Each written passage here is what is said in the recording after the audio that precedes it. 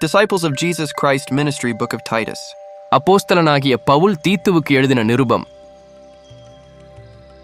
பவுல் கிரேத்தா தீவில் வாழும் மக்களை மையப்படுத்தி கிரேத்தா மக்களை சீர்படுத்தவும் தெரிந்து கொள்ளப்படும் மெய்ப்பரின் தகுதிகள் ஆராதனை ஒழுங்குமுறைகள் குறித்து தீத்துக்கு எழுதின நிருபமாகும்.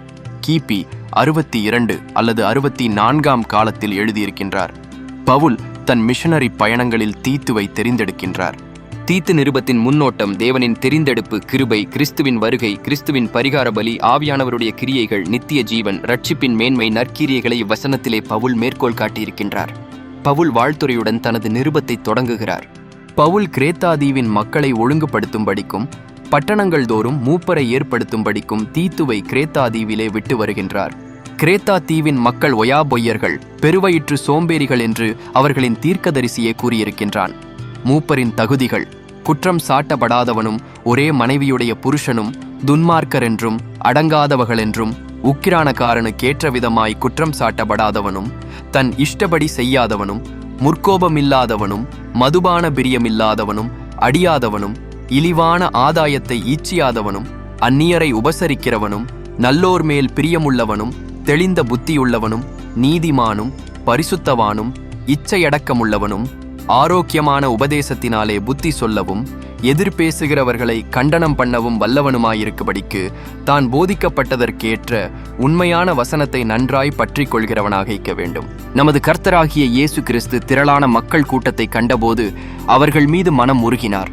ஏனெனில் அவர்கள் மேய்ப்பன் இல்லாத செம்மறியாடுகளைப் போல் துன்புறுத்தப்பட்டவர்களாயும் உதவியற்றவர்களாயும் இருந்தார்கள். தேவன் தன் ஜனங்களை வழிநடத்த மெய்ப்பர்களை எழுப்புகின்றார், அவர்களை தகுதிப்படுத்துகின்றார். தீத்து 2 மற்றும் 3 அதிகாரத்திலே நற்கிரியைகளை பற்றி கூறுகின்றார். நற்கிரியையின் அவசியம்: நற்கிரியைகளை செய்வதற்காகவே ரட்சிக்கப்பட்டு இருக்கின்றோம். நற்கிரியையின் முன்மாதிரி பக்தி, வைராக்கியம், ஆயத்தம், ஜாக்கிரதை. நற்கிரியை பற்றி விளக்குகின்றார். மற்றும் மேய்ப்பரின் தகுதிகள்: போய் போதகர்கள், ஆரோக்கியமான போதனைகள். நற்கிரியை பற்றி அழுத்தமாக தீத்து நிருபத்திலே கூறுகின்றார். மெய்ப்பர்கள் தங்களுடைய ஊழியத்தை உண்மையுடன் செய்ய வேண்டும்.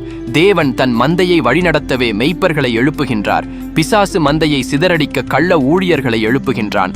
கள்ள ஊழியர்களை கொண்டு பிசாசு தவறான போதனைகளை, பழக்க வழக்கங்களை ஆலயத்திலே தேவ ஜனங்களுக்குள்ளே கொண்டு வருகின்றான். இவைகளுக்கு தேவன் எச்சரிக்கையாக இருக்கும்படிக்கும் கூறுகின்றார். பவுல் தன் நிருபத்தை கொண்டு கிரேத்தா மக்களுக்கும் இந்த நிருபத்தை படிக்கும் அனைத்து மக்களையும் ஒழுங்குபடுத்துகின்றார், தெளிவுபடுத்துகின்றார், நற்கிரியை செய்ய ஆயத்தப்படுத்துகின்றார். தேவன் தன் தீர்க்கதரிசிகள், ஊழியக்காரர்கள், போதகர்கள், சீஷர்கள், அப்போஸ்தலர்கள், தலைவர்கள், மிஷனரிகளை கொண்டு தேவனின் திட்டத்தை செயல்படுத்துகின்றார். தனது ஜனங்களுக்கு வசனத்தை கொண்டு வெளிப்படுத்துகின்றார்.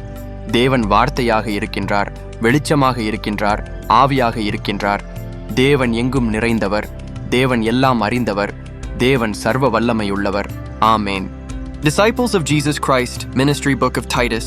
Be do as James.